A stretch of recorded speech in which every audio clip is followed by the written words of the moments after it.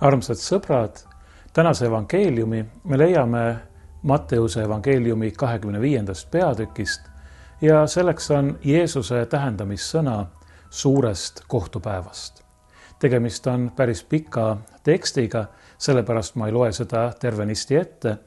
Võite selle ise Matteuse evangeeliumist üles otsida ja läbi lugeda. Ütlen lühidalt, et Jeesus räägib seal sellest, kuidas aegade lõpul tuleb inimese poeg suure kuningana tagasi ja kogub kõik rahvad enda ette ning eraldab inimesed üksteisest, nii nagu karjane eraldab lambad sikkudest. Lammaste ehk siis õnnistatute hulka kuuluvad need, kes on elanud oma ligimesi, eeskätt neid, keda Jeesus nimetab oma vendadeks, teenides ja aidates. Nemad pärivad igavese kuningriigi. Sikkude hulka kuuluvad aga need, kes ei ole oma ligimesi, eeskätt Jeesuse vendi aidanud ja sellepärast saavad oma igaveseks osaks hukatuse.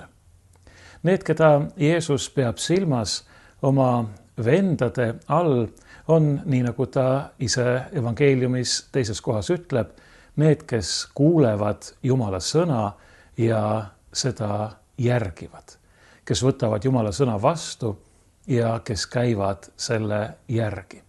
Ja me teame, et ka need, kes kuuluvad Jeesuse vendade hulka, peaksid siis sellisel juhul olema nende õnnistatute seas, sest mida Jumala sõna meile ütleb, armasta Issandat, oma Jumalat kogu oma olemusega ja oma ligimest nagu iseennast. Ja see tähendab, et ligimese teenimine kuulub enesestmõistetavana kristlaseks, Jeesuse vennaks või Jeesuse õeks olemise juurde. Ilma selleta ei ole võimalik. Need heateod, mida Jeesus seal tähendamissõnas nimetab, on nälgijate toitmine, januste jootmine, alasti olijate rõivastamine, haigete eest hoolitsemine, vangide vaatamas käimine. Need on elementaarsed asjad, mida tegelikult me kõik peaksime kuidagi enesestmõistetavalt tegema ja ka tahtma teha neile, kes on meie kõrval ja keda me näeme olevat hädas. Mulle tuleb meelde Jeesuse tähendamissõna halastajast samaarlasest. See tähendamissõna oli mõeldud vastusena ühe seadusetundja küsimusele, kes on mu ligimene, ja Jeesus näitab selle tähendamissõnaga, et su ligimene on see, kes on parajasti sinu kõrval ja kelle heaks sa saad midagi teha. Selles tänases tähendamissõnas suurest kohtupäevast on huvitav see, et nii õigete kui ülekohtuste puhul mainib Jeesus nende üllatust neile osaks saava kohtuotsuse kuulmisel. Õiged küsivad, aga millal me oleme kõike seda head teinud? Ja ülekohtused küsivad, aga millal me oleme selle kõik tegemata jätnud? See üllatus ei tulenenud mitte sellest, et nad ei oleks teadnud, et nad on teinud midagi head või jätnud midagi head tegemata, vaid sellest, et nad ei teadnud, et nii nagu Jeesus ütleb, mida me teeme ka kõige pisemale tema vendadest või jätame tegemata, seda me oleme teinud või jätnud tegemata talle endale. Niisiis, kui me ütleme, et me armastame Jumalat või et me tahame Jumalat austada või Jumalat teenida, see on võib-olla tänapäeva inimesele pisut kummaline väljend, see Jumala teenimine, sest me just nagu tahaksime kõik peremehed olla, mitte teenrid. Aga ma usun, me siiski saame aru, mida see sõna tähendab. Kui me tahame Jumalat armastada, austada ja teenida, siis selle lahutamatuks osaks Ja kui me võtame neid Jeesuse sõnu tõsiselt, koguni esimeseks, kõige olulisemaks osaks on armastuse, halastuse, hoolitsuse osutamine, hea tegemine oma vendadele, oma kaasinimestele, oma ligimestele. Muide, ma ütlen siia vahele, et apostel Paulus manitseb meid tegema head kõikidele, enne kõike aga või kõige enam või esimestena oma usukaaslastele. See ei tähenda mitte seda, et apostel Paulus peaks neid, kes on meie usukaaslased, kuidagi meie abi või headuse vääriliseks suuremal määral kui teisi inimesi, vaid küllap ta ütleb seda päris realistlikult, teades, et ega me ju kõiki inimesi alati aidata ei saa. Ja sellepärast tuleks alustada kõige lähematest. Tuleks alustada sealt, kus sa parajasti oled. See on üks tüüpiline näide või tüüpiline olukord näiteks mõnede või paljude pühakute elulugudes, kuidas nad noorte inimestena kasvades vagas perekonnas tahaksid teha mingeid suuri usutegusid. Ja selleks nad siis arvavad, et nad peavad minema kodust ja kodumaalt võimalikult kaugele, kuhugi asustamata saartele või mingitesse džunglitesse või mingite vägivaldsete paganate keskele, kes kristlasi tapavad või on vangi võtnud. Aga see motiiv nendes lugudes, kuigi mitte alati, aga tihtipeale on selline, et tuleb mingi takistus. Nad ei saa teha seda, mida nad on plaaninud. Nad ei saa minna kuhugi kodust võimalikult kaugele, vaid neile näidatakse, et nad peavad alustama sealt, kus nad on. Peavad alustama nendest kõige lähematest. Ja paraku see võib tihtipeale olla kõige raskem. Ma olen märganud, et võõrastele inimestele on palju lihtsam evangeeliumi kuulutada kui oma pereliikmetele, kes ei ole sellest veel osa saanud või seda vastu võtnud. Samamoodi on palju lihtsam, nii kummaline kui see ka ei tundu, näha mõnda võõrast või kaugemat inimest hädas, viletsuses, mures, vaevas, valus. Me tunneme, kuidas see meid puudutab, me läheme tema juurde, me katsume teha midagi tema heaks ja see kõik on suurepärane. Aga kuidagi on nii, et meil on olemas nagu kui autod sõidavad maanteel, siis on olemas sellised teatud pimedad nurgad, kuhu autojuht ei näe, ei aknast välja vaadates ega peeglisse vaadates ja need on just need kõige lähemad kohad sellele autole. Vaadake, samamoodi kipuvad need pimedad nurgad olema ka meie elus, meie enda ümber, meie perekonnas näiteks.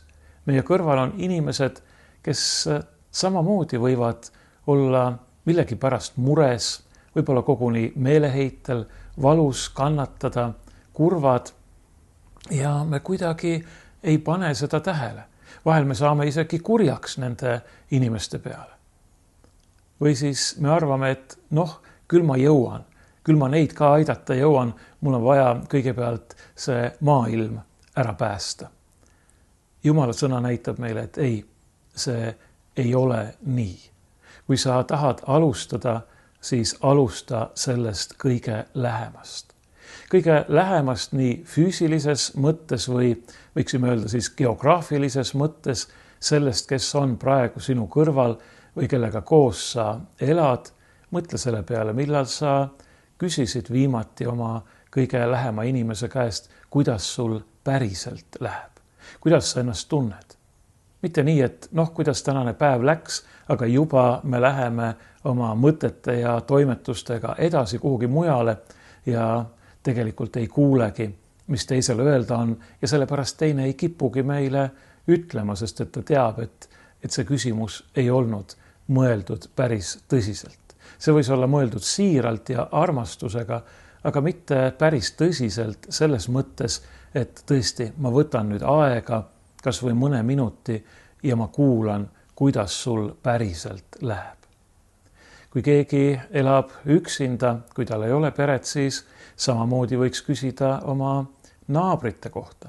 Millal ma naabrile viimati tere ütlesin või millal ma küsisin tema käest, kuidas temal läheb. Vahel võib muidugi nii olla, et kui sa näiteks kui sa elad suures korteritega majas, mõnda naabrit teretadki, siis vaadatakse sind kohkunult umbes nii, et mida sellel nüüd tarvis on. Aga enamasti tegelikult on nii, et kui me pöördume lahke ja osavõtliku meele ja küsimusega teise inimese poole, siis küllap meid ikkagi võetakse vastu tänulikult ja vahel ei olegi väga palju vaja selleks, et inimene tõesti avaks oma hinge. Ja vahel on nii, ja see on midagi, mida ma olen kogenud, et see ongi selle inimese jaoks esimene ja ainus võimalus üldse oma hinge, oma südant avada. Ja ma tean, et see on raske ja ma tean, et lihtsam on minna mööda. Teha nägu, et ma ei märganud seda inimest, pea kõrvale pöörata, teisele poole teed minna, kaarega, nii nagu preester ja leviit selles juba meenutatud halaste ja samaarlase tähendamissõnas. Aga minu kogemus on see, et kui ma siis olen ikkagi suutnud ennast seda oma lihanõtrust ja oma isekust ületada ja selle teise inimese käest küsinud, et kuulge, kuidas teil läheb või kas ma saan teid kuidagi aidata või näiteks kui ma olen näinud, tuleb meelde siingi jalutades paaril korral mõnda inimest, kes näiteks tänaval millegi pärast istub maas, siis minna ja küsida, et kas teiega on kõik hästi. Kas ma saan teid kuidagi aidata või teile abi kutsuda. Paar korda on olnud nii, et see inimene on tõesti komistanud ja kukkunud. Paar korda on olnud nii, et ta lihtsalt ütleb, et ei, kõik on hästi, mul oli see või teine või kolmas, aga kui ma siis olen suutnud, nagu ma ütlesin, seda oma mina kuidagi ületada, ma ei taha siin ennast kiita, vastupidi, ma ütlen, et see ei ole niisama lihtne alati teistest hoolida ja teistest välja teha, siis tegelikult see on midagi imeliselt õnnistusrikast ja tänuväärset meile endile. Sest et kui tõesti me kohtume inimesega, kes ennast avab, kes ongi võib-olla esimest korda saanud selle võimaluse osaliseks, et keegi temast hoolib, et tal on võimalik oma mõtteid, oma muresid, oma kahtlusi, oma hirme temaga jagada, siis see tänulikkus ja see selline kummaline side, mis selle inimesega tekib, isegi kui sa kohtudki selle inimesega ainult üks kord ja siis te lähete lahku ja enam kunagi ei näe, see on midagi, mis, ma arvan, annab meile isegi sellise teatava eelaimduse taevasest õndsusest. Sest taevane õndsus seisneb ju armastuse täiuses. Kui me nüüd tuleme tagasi selle tähendamissõna juurde suurest kohtupäevast, siis nagu ma ütlesin, need inimesed seal ei ole üllatunud ilmselt mitte sellepärast, et nad ei oleks teadnud, kas nad on teinud head või halba, vaid sellepärast, et nad ei osanud näha seda seost oma ligimese armastamise ja Jumala armastamise vahel. Oma ligimese teenimise ja aitamise ja Jumala teenimise ja austamise vahel. Jumalal ei ole meilt midagi tarvis. Aga see ei tähenda, et meil ei oleks midagi anda. Meil on midagi anda neile, kes on loodud Jumala poolt ja tema näo järgi. Ja seda tehes me tegelikult, kuigi me ei tohiks seejuures mõelda omakasupüüdlikult, me saame ka ise rikkamaks, sest et me kasvame seeläbi selles, milleks me oleme loodud ja kutsutud. me kasvame armastuses Jumala näo järgi. See on midagi suurt, see on midagi imelist, meie kutsumus olla Jumala lapsed, pärida Jumala igavene kuningriik, nagu Jeesus ütleb tänases tähendamissõnas. See ei ole mitte lihtsalt formaalsus, vaid see on midagi, mis peaks muutma ja kui me laseme sellel sündida, siis muudabki meid endid, meie isiksust, meie olemust, meie loomust. See teeb meid tõelisteks Jumala lasteks. See tähendab armastuse lasteks ja valguse lasteks. Käige nagu valguse lapsed, ütleb apostel Paulus. Võtke Jumal endale eeskujuks. Olge Kristuse jäljendajad. Kristuse jäljendajad, kes on meid nõnda armastanud, et on iseennast meie eest andnud. See on see põhjus, miks Jumal kingib neile, keda seal tähendamissõnas võrreldakse nende lammastega, ehk siis kes on need õiged ja taevase isa õnnistatud selle igavese kuningriigi. Mitte tasuna selle eest, mida ta on teinud, vaid sellepärast, et nad on ise oma elu nõnda elades, nagu nad on elanud, selle Jumala kuningriigi lasteks, selle osalisteks kasvanud. Võiksime öelda, et enne kui nemad said Jumala riiki, oli Jumala riik juba jõudnud nende sisse. See on see, mis on oluline. See on see, mida me ju tegelikult alati palume, kui me ütleme, meie isa, kes sa oled taevas, pühitsetud olgu sinu nimi, sinu riik tulgu, sinu tahtmine sündigu nagu taevas, nõnda ka maa peal. Sinu riik tulgu, kuhu? Meie keskele, meie ellu, meie maailma, meie sisse, meie südamesse, meie tegudesse, meie mõtetesse ja sõnadesse, meie armastusse.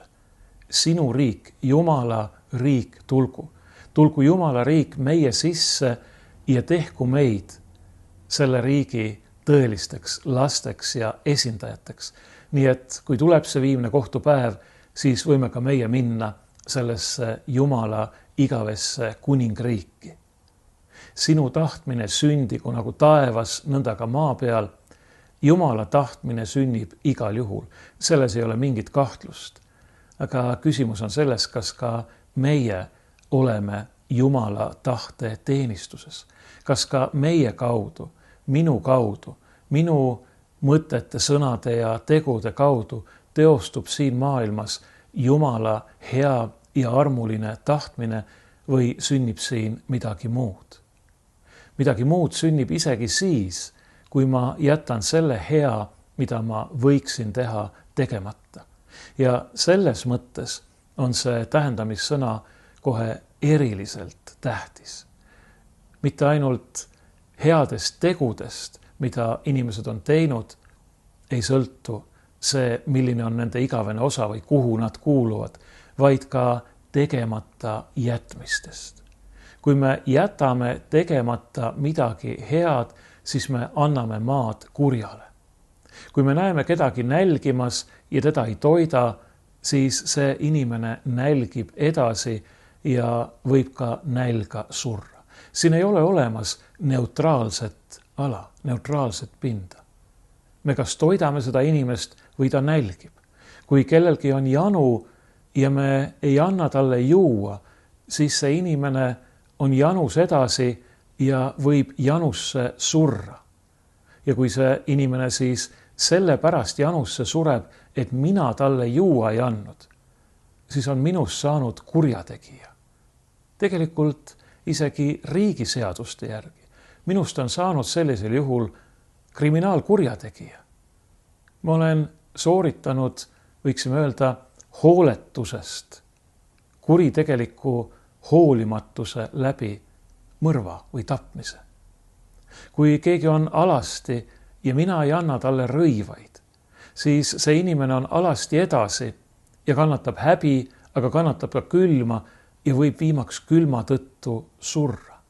kui inimene on haige ja olgu, me kõik ei ole arstid, aga meil kõigil on võimalik olla teise inimese kõrval, teda trööstida, teda julgustada, anda talle lootust, kui ka mitte paranemisele, siis vähemalt sellele, et on olemas headus, on olemas head ja hoolivad inimesed.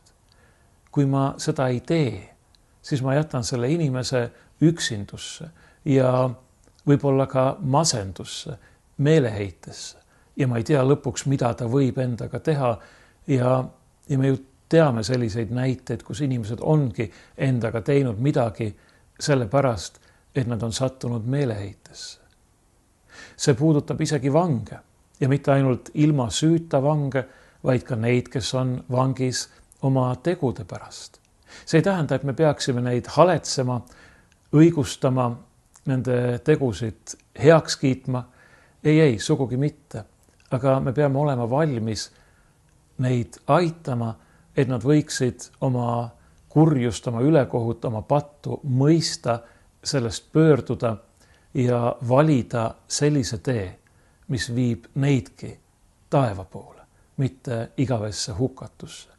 Ja kui me jätame selle tegemata ja see inimene lähebki igavesti hukka, siis jah, tõsi, see on suurel määral või peaaegu suurimal määral tema oma süü, kui ta on tõesti andunud kurjale, aga ka mina kannan osa sellest süüst, sest et mina ei ole teinud seda, mida ma oleksin võinud teha. Ja nii on väga paljude asjadega, need loetelud ei ole ju ammendavad. Meie ümber, meie elus on nii palju võimalusi teist inimest tähele panna, märgata, toetada ja aidata. Ja kui ma seda ei tee, siis ma tegelikult kannan enda peal väga suurt süükoormat. Jah, see võib olla erineva raskusega, aga see on siiski süükoorem. Jeesus ütleb, mida te olete jätnud tegemata. Seda te olete jätnud tegemata mulle. Minge ära tulle hukatusse. Millised kohutavad sõnad. Miks ma rõhutasin, et nende inimeste üllatus ei tulenenud mitte sellest, et nad ei oleks teadnud, kas nad teevad head või nad teevad halba. Sellepärast, et me enamasti ikkagi teame seda. Jah, on olukordi, on asju, mille puhul me ei ole kindlad. Tegelikult siin on üks reegel, kui sa ei ole milleski kindel, siis parem jäta tegemata. Aga enamasti me ju teame, mis on hea ja mis on halb. Me ju teame. Ja me ei saa mitte kedagi teist, kui ainult iseennast süüdistada, kui me oleme valinud valesti. Ja kui me nüüd mõtleme selle peale, siis tõsi on muidugi see, et kui sa teed otseselt, kui inimene teeb otseselt midagi selgelt kurja, siis ka see jääb tema südametunnistuse peale, aga paraku võib sellises olukorras inimese süda ka paaduda, ent veelgi valusamalt, ma olen märganud, koormab inimese südant see, kui ta tõesti mingil hetkel mõistab, et ta on jätnud tegemata midagi, mida ta ilmtingimata oleks pidanud tegema. Ma jätsin tegemata mingi hea teo, mida ma sain teha, mida keegi vajas ja mille ma lihtsalt mööda lasin ja ma ei saa seda enam teha. Eriti valus on see siis, kui tegemist on näiteks leppimisega, mõne inimesega, mõne kalli inimesega, kellega sa mingil põhjusel oled läinud tülli. Ja sa ei kasuta sulle antud võimalust ja aeg läheb edasi ja võib-olla ühel hetkel jõuabki kätte see aeg, et sul ei ole enam midagi teha. Milline valu siis? Sellepärast ma tahan teid kõiki julgustada. Vaadake enda ümber.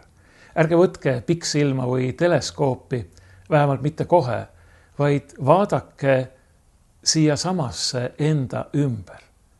Vaadake nende inimeste peale, kes on teie kõrval ja küsige enda käest, no millega ma saaksin seda inimest toetada, julgustada, teenida, rõõmustada. kuidas olla olemas just tema jaoks just praegu.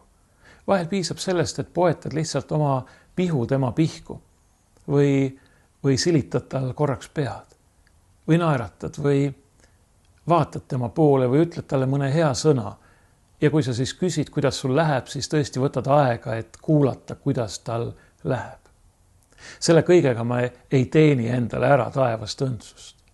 Aga selles kõiges me kasvame Jumala lastena tema sarnasuses, tema valguses, tema armastuses ja tema õnnistuses. Ja mõelge, kui imeline see on, kui me siis ühel päeval kuuleme neid sõnu, tulge siia, minu isa õnnistatud, võtke vastu kuningriik, mis teilegi, mis sinulegi on valmistatud aegade algusest peale.